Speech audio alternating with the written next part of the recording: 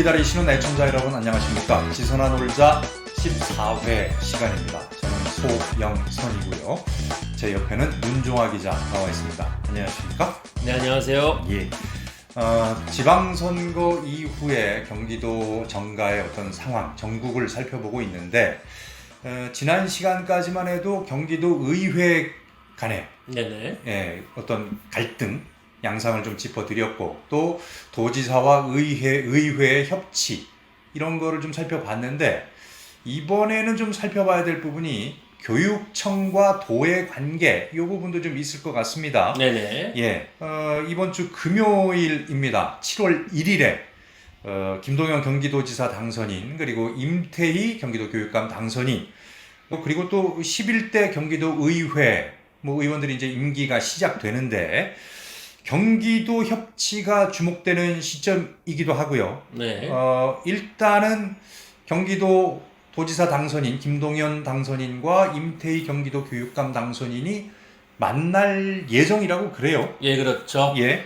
경기도지사직 인수위와 또 경기도 교육감직 인수위 등에 따르면요. 양측이 최근 연락을 주고받으면서 만남을 조율하고 있는 것으로 알려졌습니다.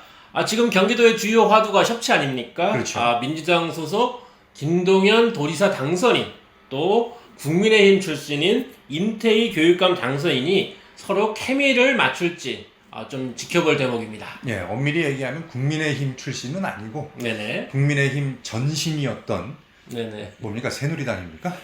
네네. 이명박 대통령 시절에 하여튼 그 대통령 비서실장을 하기도 했던 그런 정치인 출신이기도 하죠. 사실 이제 경기도 그 협치의 역사를 보면 경기도지사와 경기도 교육감 간의 정치 성향이 좀 다르면서 네네. 불협화음을 냈던 적이 좀 꽤 있어요. 예, 그렇죠. 2010년을 돌아보면요. 무상급식 예산 편성을 놓고 김문수 당시 경기도지사와 김상곤 경기도 교육감 또 도의회 민주당이 갈등을 벌이게 됐는데요. 2010년 연말에 무상급식 예산을 편성하느냐 이 문제를 놓고 김문수 지사와 경기도의 민주당이 벼랑 끝 대치를 벌이기도 했습니다. 예. 결국 경기도가 직접적인 무상급식 예산을 편성하지는 않았지만 이 학교급식 예산을 증액하는 것으로 우회적인 합의를 보면서 타협을 찾게 됐습니다. 네.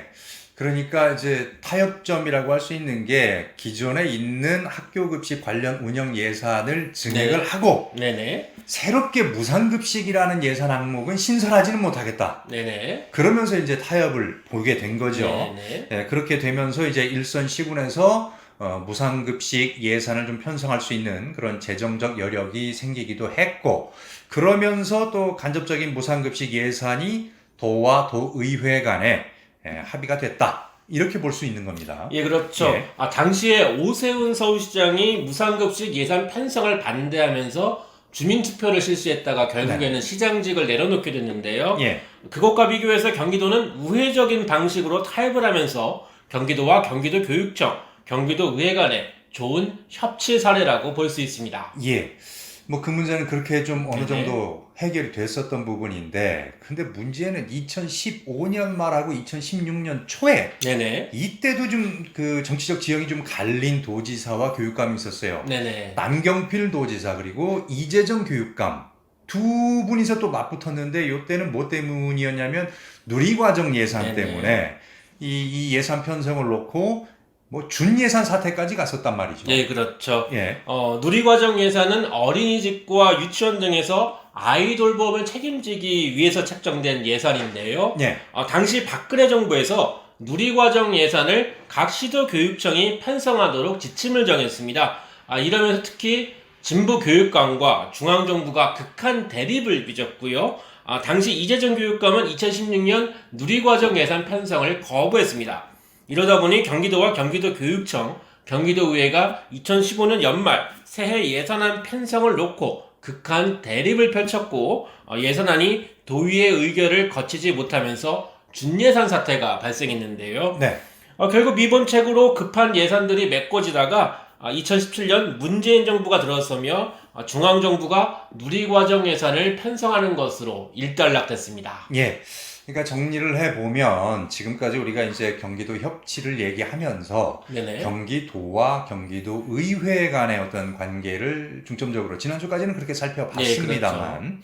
역대 경기도 정부의 역사를 좀 살펴보면 경기도와 경기도 교육청 간의 네네. 어떤 수장끼리의 어떤 정치적 지형이 조금 갈리면서 네네. 협치가 위기를 맞았던 적도 좀 있었다. 그런데 네네. 이번에도 좀 그런 모습이 나오지 않겠느냐 해서 관심이 좀 가는 거란 말이에요. 예, 그렇죠. 지금 경기도의회가 양분된 상황이기 때문에 네. 경기도와 경기도 교육청 모두 지금 부담을 안고 있는 게 사실인데요.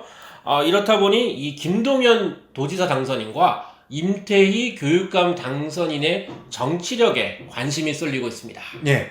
뭐 못 만날 것 없다. 네. 양측에서 뭐 그런 얘기가 나오는 것 같긴 한데, 근데 이제 구체적인 양자 회동 일정은 나오지는 않은 것 같아요. 네네. 예. 뭐 만약에 만난다면은 어떤 얘기들을 주고받을까요? 우선은 아무래도 이 초등학교 돌봄 확대 문제와 함께 이 과대, 과밀학급 문제를 어떻게 풀 것인지 네. 이게 좀 다뤄질 것으로 보이는데요. 예. 두 당선인 모두 이 선거 기간에 이 초등학교 돌봄 확대 또 과대, 과밀학급 해소를 이 주요 공약으로 이렇게 했습니다. 네. 구체적으로 어떤 로드맵을 가지고 이 공약을 실천할지 좀 지켜볼 대목입니다. 예. 일단 뭐 협치를 하려면 만나야 돼요. 네네. 만나서 싫은 얘기든 좋은 얘기든 서로 주고받고 그 가운데서 이제 그러면 이 정도는 뭐 이렇게 서로 접점이 네네. 있으니까 합의가 되지 않겠습니까? 하고 도출할 거 아니겠어요? 그렇죠. 예. 그런데 저희가 이제 쭉 살펴보고 있는데 또 하나의 그 협치축이라고 해야 되죠. 지난주에 좀 살펴봤습니다만 이것도 조금 계속 좀 팔로잉을 해야 됩니다. 경기도 의회가 지금 원구성을 하려고 하는데 워낙 팽팽하다 보니까 여기도 네. 지금 접점이 없다고 해야 되나요? 지금 경기도 의회의 여야는 만나지 못하고 있는 상황인 것 같아요. 그렇죠. 네. 11대 의회 양당 대표위원이 선출됐고 만나긴 했는데 실질적인 의장 선출 방안에 대해서는 아직 구체적인 얘기를 하지 못하고 있습니다. 시간이 가면은 일단 급해지는 거는 네네. 민주당 쪽인 것 같아요. 예, 그렇죠. 이 김동연 당선인의 도정을 뒷받침하기 위해서는 전반기 의장을 반드시 차지해야 한다는 게 민주당의 생각인데요. 그래서 남종섭 11대 대표위원 당선인은 이 광미숙 국민의힘 대표위원 당선인에게 조속한 원구성 협상에 나설 것을 촉구하고 있습니다. 예. 당연히 이제 뭐 임기 곧 시작하니까 원구성 하자 네. 뭐 이렇게 얘기는 하겠습니다만 그래도 국민의힘 입장에서는 뭐 네. 사실 뭐 급할 건 없어 보입니다. 그렇죠. 예. 네. 국민의힘 입장에서는 이 연장자 우선 원칙에 따라서 의장 선출에 있어서 유리한 고지를 차지하고 있고요. 예. 그렇기 때문에 구태여 이 원구성 협상에 이게 빠르게 나올 이 필요성은 좀 높지 않다. 좀 이렇게 보입니다. 예. 근데 뭐 앞서 말씀드린 것처럼 7월 1일이면 이제 임기가 시작된단 네네. 말이에요. 11대 경기도 의회도 그렇고 네. 서로 만나기는 좀 해야 하는 거 아닙니까? 예, 그렇죠. 그래서 이제 국민의힘에서는 이제 29일쯤 이 협상을 시작하자 이렇게 좀 말하고 있습니다. 그 왜 29일이에요? 29일로 딱 네. 이렇게 정한 이유가 좀 있을까요? 예, 지금 민주당 일각에서는 이 10대 의회에 이 연장자 우선 원칙을 다선 우선 원칙으로 좀 바꾸자. 좀 이런 좀 움직임이 있기 때문에 네. 이 의회 운영위원회가 이제 28일로 예정되어 있거든요. 예. 그래서 이제 국민의힘 입장에서는 이 민주당이 실제로 이것을 행동으로 옮기는지 좀 지켜보겠다. 네. 이런 입장입니다. 예. 그러니까 일단은 이 연장자 우선을 네. 다선으로 바꿀 가능성이 있는 뭐 마지막 시한이라고 할까요? 그게 28일인데 네, 그렇죠. 일단 이거는 좀 넘기면 다선으로는 바꾸지 않는다는 거구나. 이제는 네네, 못 바꾸겠구나. 그걸 확인하고서 원구성 협상에 임하려고 하는 전략이다. 네, 그렇죠. 근데 그 다선 우선 원칙으로 바꿀까요, 민주당?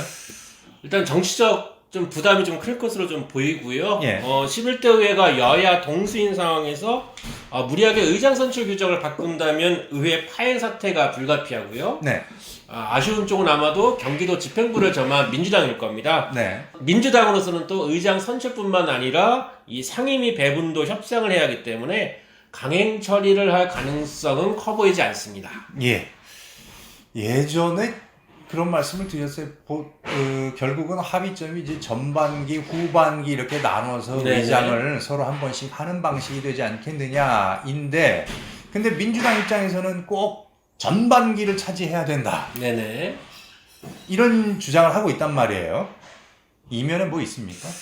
일단 도정이 핵심 공약들, 정책들을 이 초기에 정착시키는 게 중요하기 때문에 민주당 입장에서는 네. 그렇기 때문에 전반기 의장을 이 민주당이 반드시 차지해야 된다. 아마 이게 좀 그런 좀 복선이 좀 깔려 있는 것 같고요. 예. 사실 이거는 민주당이나 국민의힘이나 공통된 부분인데 이 후반기에는 또 총선이 있기 때문에 네. 의원직을 사퇴하는 분들도 계실 것이고 아, 또 선거법 위반이나 왜 사퇴를 하냐면 요거는 좀 설명을 드려야 네. 되는 게 총선에 나가기 위해서 네. 도의원들 가운데서 또 사퇴하는 분들이 생길 수 있다. 예, 예. 예, 그럴 가능성이 있고요. 또 이 선거법 위반이나 뭐 이런 재판으로 의원직을 또 상실하는 경우도 있기 때문에 네. 후반기에도 이 여야 동수 상황이 계속될지는 모릅니다. 그렇기 그러니까 때문에 후반기에는 78대 78이 아닐 수도 있다. 예, 그렇기 때문에 예. 지금 민주당이나 국민의힘이나 일단 전반기 의장에 좀 집중하는 이유 또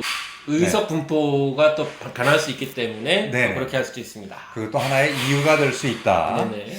뭐 이면의 어떤 사정들도 살짝 말씀을 드려봤습니다.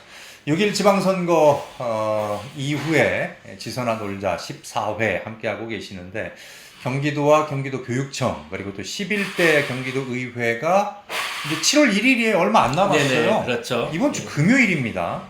곧 경기도민께 모습을 드러내는데, 정쟁이 아닌 민생이 우선인 그런 도정, 또 경기도 교육 행정, 의정이 이루어지기를 기대하면서 다음 시간에는 좀 어차피 임기 시작된 이후에 또 살펴드려야 되잖아요. 그렇죠. 그래도 좀 걱정이 됐는데 임기 시작하면서 뭔가 정리가 되는 것 같습니다 하는 얘기를 좀 드릴 수 있었으면 좋겠습니다. 예, 아무래도 이 더불어민주당과 국민의힘 간의 줄다리기가 계속될 텐데요. 예. 그럼에도 좀 더 기대를 갖고 좀 더 협상 과정을 지켜보겠습니다. 예, 다음 시간에 꼭 기분 좋은 소식 전해드렸으면 좋겠습니다. 지금까지 윤종아 기자와 함께했습니다. 고맙습니다. 감사합니다.